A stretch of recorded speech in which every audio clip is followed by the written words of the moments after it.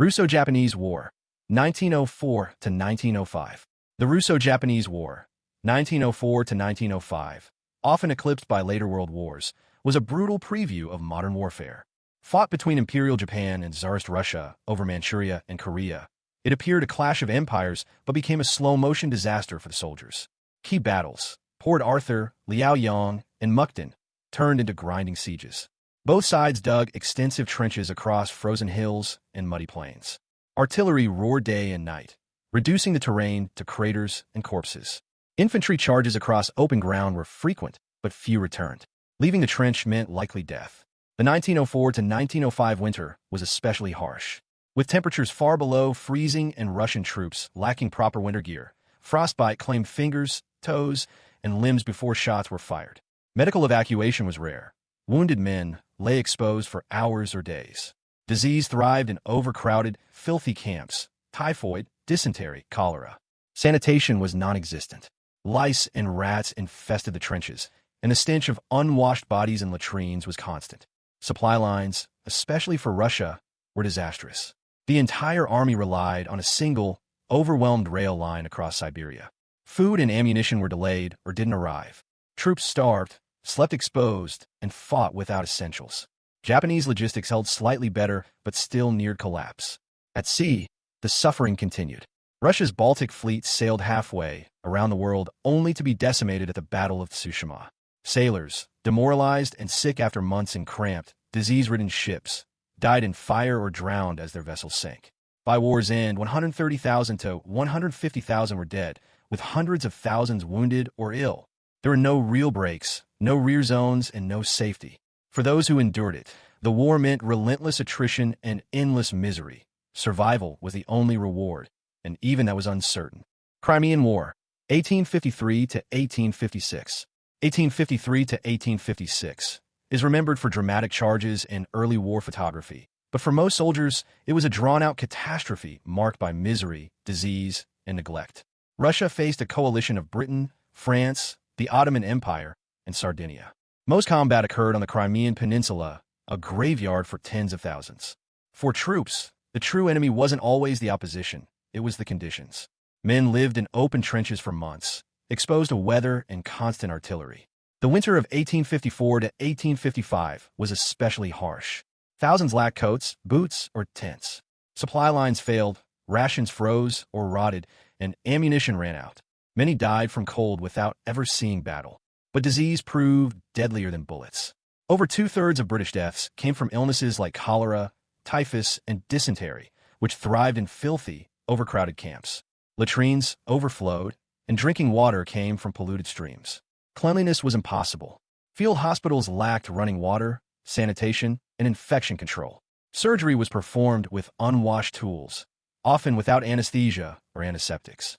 Patients lay side by side on straw mats, bleeding in filthy wards. Food shortages worsened the suffering. Spoiled meat and hard biscuits were often all that was available. Scurvy left men too weak to fight. Bathing was rare, clothes went unchanged for weeks, and lice and infection spread rapidly. Communications collapsed, orders vanished, reinforcements arrived late, and troops were sent into battle underfed, underdressed, and poorly informed. By war's end, 400,000 to 600,000 soldiers had died. The Crimean War revealed the devastating cost of poor logistics, outdated tactics, and institutional neglect. For survivors, it was a war where the greatest threat wasn't the enemy, but the conditions they endured. Korean War, 1950 to 1953. Often called the Forgotten War, the Korean War, 1950 to 1953, was anything but forgettable for those who fought it. A brutal test of endurance against enemy forces, harsh terrain, and extreme weather. When North Korean troops crossed the 38th parallel in June 1950, chaos followed. Seoul fell within weeks, and UN, American, and South Korean troops were locked in a fast-moving tug-of-war across the peninsula. But by 1951, the pace ground to a halt. The war became a bitter stalemate, with both sides entrenched in Korea's rugged mountains. Every hill became a battlefield. Every gain came at a bloody cost. Winters were deadly. At the chosen reservoir, temperatures dropped below minus 13 degrees Fahrenheit, minus 25 degrees Celsius. Weapons froze, medicine solidified, and medics carried plasma inside their coats to prevent freezing. Frostbite was rampant. Many were wounded by cold before seeing combat. Fighting was intense and unrelenting. Hills were taken one by one in brutal, close-quarters assaults. Artillery strikes were constant. With mountainous terrain impeding supply lines, progress was slow and dangerous. Warfare echoed World War I. Endless trench battles, heavy shelling, and the daily threat of snipers, mortars, and ambushes. Conditions off the battlefield were harsh too. POWs on both sides endured disease, beatings, and propaganda. Northern camps were particularly brutal, plagued by starvation and untreated illness. UN forces also held thousands of North Korean and Chinese prisoners under uncertain and poorly monitored conditions.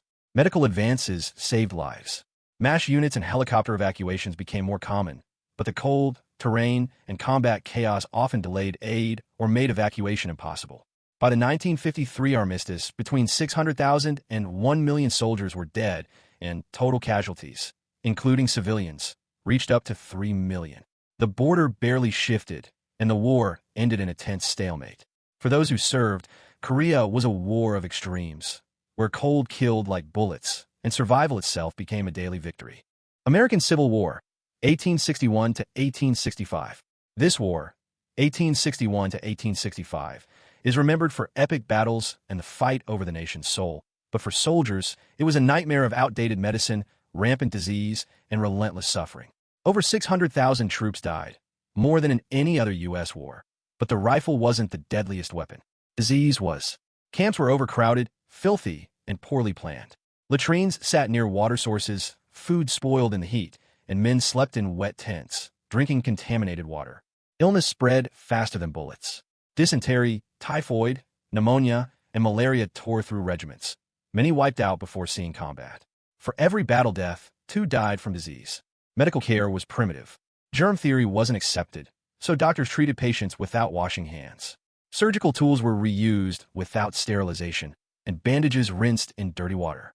Many balls shattered bones, making amputation the default treatment. Surgeons sawed off limbs in minutes, often without anesthesia or antiseptics. Infection, sepsis, gangrene was almost certain. Many survived combat only to die days later. Even off the battlefield, threats loomed. Measles, smallpox, and malaria were widespread. Quinine helped with malaria, if available. For most infections, survival depended on sheer luck. After battles, the suffering often worsened. At Antietam, the bloodiest day in U.S. military history, over 3,600 died and 23,000 were wounded. Many lay for hours or days, untreated, swarmed by flies, left in agony. By war's end, disease had killed twice as many as combat. The Civil War exposed the brutal cost of fighting industrial-scale war with medieval medicine. It changed how America approached war and revealed how poorly it cared for those who served. For survivors, the physical and emotional scars lasted a lifetime. Napoleonic Wars, Russian Campaign, 1812. The Russian campaign of 1812 was one of history's greatest military disasters, not just for Napoleon, but for the 500,000 men who marched with him. In June, Napoleon crossed the Niemen River, aiming to crush Russia, but met starvation, disease, and a harsh land instead of battle. Under the summer sun, troops marched hundreds of miles with fragile supplies. The Russian army avoided fighting, retreating and burning villages, crops, and wells. Food disappeared, water was tainted, horses collapsed, and soldiers scavenged to survive. At Borodino, over 70,000 men fell in a single day. Though the French held the field, they failed to break the Russians. Winter approached. Napoleon entered a burning, empty Moscow with no food or government. After waiting a month for peace that never came, he ordered retreat as snow fell. Temperatures dropped to minus 22 degrees Fahrenheit, minus 30 degrees Celsius. Most troops lacked winter gear. Frostbite claimed limbs before bullets. Horses were slaughtered. Russian partisans destroyed supply depots. Thousands died from exposure and starvation. Then disease, typhus, dysentery, exhaustion, killed more. During the retreat, the army collapsed. Units vanished. At the Berezina River, chaos reigned. Bridges were built under fire, while thousands drowned or were trampled. From 500,000 men, only 20,000 to 50,000 combat-ready survived. Over 300,000 died, mostly from cold, hunger, and disease. Russian and Allied losses raised the toll further. Napoleon left the shattered army and returned to Paris. For survivors, the campaign was a brutal lesson in nature's fury and human limits. The deadliest enemy was not the Russian army, but the land itself. Vietnam War, 1955 to 1975. The Vietnam War wasn't just a fight against an enemy. It was a daily battle to survive the jungle. From the moment soldiers landed, the terrain became their fiercest foe. Dense foliage swallowed vision and sound. Trails vanished. Every step risked a pungy pit, tripwire, or ambush from enemies you couldn't see. Temperatures soared past 100 degrees Fahrenheit, with suffocating humidity. Monsoons flooded roads and foxholes, turning ground to endless mud. Troops, burdened with 60 to 80 pounds of gear, stayed soaked, bitten, and blistered. Mosquitoes, leeches, and insects made every inch of skin a target. Diseases like malaria, dysentery, and skin infections sidelined entire units without a shot fired. And then came Agent Orange. From 1962 to 1971, the U.S. sprayed over 11 million gallons across Vietnam, officially to destroy jungle cover and food supplies. But soldiers ate, slept, and walked through recently sprayed areas, told it was safe. It wasn't. Agent Orange carried dioxin, one of the most toxic chemicals used in warfare. Veterans later developed cancers, nerve damage, and illnesses passed on to their children. For years, the government denied any connection. There was no front line. Guerrilla tactics meant the enemy was everywhere and nowhere. Ambushes came without warning. Tunnel networks let Viet Cong vanish after striking. Even fortified bases weren't safe. Combat was constant, but victory was invisible. Many soldiers felt like they were fighting shadows. When Saigon fell in 1975, the war ended on paper, but not for those who served. Many came home to indifference or hostility. The physical, chemical, and psychological scars remained. For countless veterans, Vietnam was a war that never truly ended. The Russian Civil War, 1917 to 1922. The Russian Civil War wasn't a single battle. It was a sprawling nightmare of chaos, famine, and violence that consumed a nation. After the 1917 revolution toppled the Tsar, Russia fractured into warring factions: Bolshevik Reds, anti-communist Whites, foreign troops, anarchists, and nationalists. For soldiers, there were no clear front lines, just shifting battlefields stretching from the frozen north to the burning south. Fighting erupted across multiple fronts, with armies constantly moving, supply lines breaking, and loyalties changing overnight. A soldier might fight for one side one week and be forced into another the next. Discipline was brutal, desertion widespread, and executions common, even for minor offenses. But the worst enemy wasn't always other soldiers. Famine swept the land, killing millions. Villages were emptied as food vanished, crops seized or ruined, and livestock slaughtered. Soldiers went days without food, surviving on scraps or theft. Disease followed close behind. Typhus, cholera, and flu ravaged troops far more than bullets. Medical care was minimal. Hospitals overwhelmed, supplies scarce, and many died where they fell. Every side committed atrocities. Mass executions, pogroms, and reprisals were routine. Civilians suffered as much as soldiers. Towns were torched, populations uprooted, and entire communities erased. In the chaos, no one was safe, uniformed or not. By 1922, 7 to 12 million had died, mostly civilians. The survivors were left with a shattered country and haunting memories of hunger, violence, and betrayal. For those who fought, the Russian Civil War offered no mercy, only suffering. Iran-Iraq War, 1980 to 1988. The Iran-Iraq War, often dubbed the Forgotten War, lasted from 1980 to 1988, becoming one of the longest and most brutal conventional wars in modern history. What began as a border dispute spiraled into 8 years of horror, where survival outweighed patriotism for most soldiers. The front stretched across scorching deserts and waterlogged marshes. Summers hit 120 degrees Fahrenheit. Winters turned bunkers to swamps. Supplies were scarce. Soldiers shared water, reused bandages, and patched gear with scraps. Food and medicine ran out quickly. The wounded often lay untreated under continued shelling. Iraq's use of chemical weapons, mustard gas, and nerve agents like sarin and tabun was the war's most terrifying aspect. Many Iranian troops, including teenage volunteers, had no protective gear or faulty gas masks. The results: burning lungs, blistered skin, blindness, and slow, agonizing deaths. Survivors suffered lifelong damage. Iran, reeling from revolution, sent boys as young as 14 to the front, some to clear minefields with their bodies. For these child soldiers, war meant terror, chaos, and the daily struggle to survive. Battles featured trench warfare, human wave assaults, and constant artillery. Neither side made real gains. By 1988, Over 1 million were dead or wounded, and entire generations were physically and mentally scarred. Veterans came home to little support, many burdened by trauma and chemical injuries. In the end, borders barely shifted. No strategic victory was won. For those who endured it, the Iran-Iraq War was a grim lesson in the futility and cruelty of modern war, where the only true victory was surviving. The Congo Wars, 1996 to 2003. Known as Africa's World War, the Congo Wars, 1996 to 2003, were among the deadliest and most chaotic conflicts since World War II.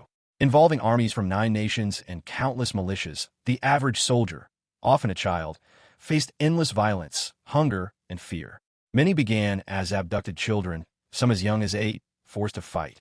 Child soldiers became militia backbones, trained through terror, often forced to commit atrocities, even against their families, blurring the line between victim and perpetrator. Violence was relentless. Battles erupted in jungles, villages, and refugee camps. Civilians were caught in crossfire, targeted for ethnicity, or killed by chance. Massacres, rape, and mutilation were common. There was no safe rear, only the daily struggle to survive. Hunger and disease were as deadly as bullets. War destroyed farms, markets, and roads, cutting off food. Malnutrition was widespread. Water was contaminated, and malaria, cholera, and dysentery spread unchecked. Medical care was almost non-existent. Wounds easily became fatal. The world's indifference was the greatest tragedy. Despite over 5 million deaths, mostly from hunger and disease, the conflict received little international attention. It was slow, peacekeeping often failed. When the wars ended, the country lay in ruins. Entire generations knew only war. For soldiers, especially children, the physical and psychological scars would last forever. The Congo Wars were a humanitarian disaster on an unimaginable scale, where survival was victory and the world mostly looked away. The 30 Years' War, 1618 to 1648. This war was less a single conflict and more a generation-long catastrophe across Central Europe. Beginning in 1618 as a religious clash between Protestants and Catholics, it soon became a brutal power struggle, dragging in nearly every major European power. For soldiers, it was a relentless ordeal, rife with hunger, disease, and violence, where survival was rare and victory meant little. Most armies relied on mercenaries who fought for pay, not principle. Discipline was weak, and loyalty could be bought. Soldiers marched endlessly with little rest or reward, often unpaid. When wages didn't arrive, they looted the same villages they were meant to protect. But the deadliest enemies weren't always human. As fields were destroyed and livestock stolen, famine spread. Disease, typhus, dysentery, plague, ran rampant in filthy camps and besieged towns. Medical help was almost non-existent. Wounds meant possible amputation or death in agony. Sieges were especially horrific. Cities could be encircled for months or years, with no food or clean water. Starvation, disease, and despair eroded morale. Desertion was common and brutally punished. Many soldiers were conscripted peasants or forced prisoners. Civilians suffered endlessly. Armies pillaged the countryside, causing mass starvation. Some regions of modern Germany lost over half their population. Towns vanished, farmland turned wild, and the original cause, religion, was forgotten long before peace came in 1648. By war's end, Central Europe lay shattered. The people were traumatized, the soldiers broken, and the land devastated. For survivors, it was a war without end, a bleak lesson in the human cost when chaos rules and humanity is lost. World War II, Eastern Front. The Eastern Front of World War II was the deadliest theater of the deadliest war, a battlefield of unimaginable suffering. When Hitler launched Operation Barbarossa in June 1941, millions of German and Soviet soldiers were hurled into a conflict that became a massive, grinding slaughter. Stretching over 1,000 miles from the Baltic to the Black Sea, the front's vastness offered no safety, only exposure. Soldiers slogged through mud, snow, and ice, often stranded by failing supply lines and bombarded by constant artillery. Winters were brutal. Engines froze, rifles jammed, and men perished in their sleep. Frostbite claimed fingers, toes, even limbs, sometimes before a single bullet was fired. Starvation haunted both sides. Expecting a swift victory, German troops found themselves trapped, eating horses, rats, even wallpaper paste. Soviet soldiers were often thrown into battle with little food, ammo, or warm clothing. Medical care was almost non-existent. Most wounded never reached a hospital. The fighting was savage. Cities like Stalingrad turned into apocalyptic war zones, hand-to-hand combat in rubble with knives, bricks, or bare hands. Snipers lurked, buildings became fortresses, and entire armies vanished in encirclements, only to be rebuilt and sent back into the inferno. Prisoners were treated as less than human. Millions of Soviet POWs died from starvation, disease, or execution. Axis troops captured by the Soviets faced gulags, forced labor, and slow deaths. Atrocities were routine. Civilians were bombed, deported, or massacred. The rules of war collapsed. Survival was often pure chance. By war's end, over 30 million people, soldiers and civilians, had died on the Eastern Front. Whether for Hitler or Stalin, the front cared for no one. It was where hope froze, humanity disappeared, and the full horror of modern war stood exposed. World War I, Western Front. World War I's Western Front was the cradle of modern war horror, where technology, mud, and human life collided in a years-long nightmare. For the average soldier, the enemy wasn't just across no man's land. It was the ground beneath them, the air they breathed, and the relentless machinery of industrialized death.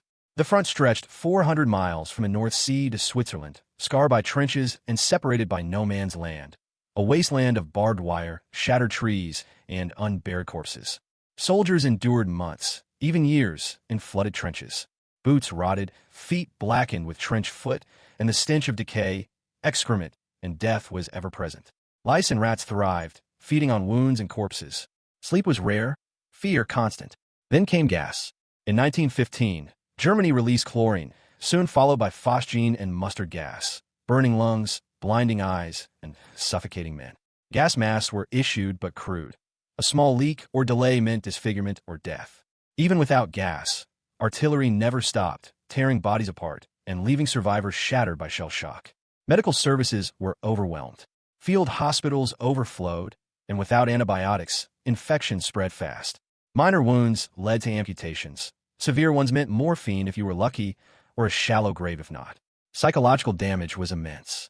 PTSD, then called shell shock, was misunderstood as cowardice, with many punished or executed for symptoms of trauma. Still, generals ordered relentless frontal assaults, believing sheer numbers could break enemy lines. At the Somme, 20,000 British died on the first day. Passchendaele turned to a swamp of blood for 5 miles of land. Progress was counted in yards, paid in lives. By 1918, the war had killed millions and left millions more physically and mentally broken. The Western Front revealed the true cost of modern warfare, where hope drowned in mud and death became routine.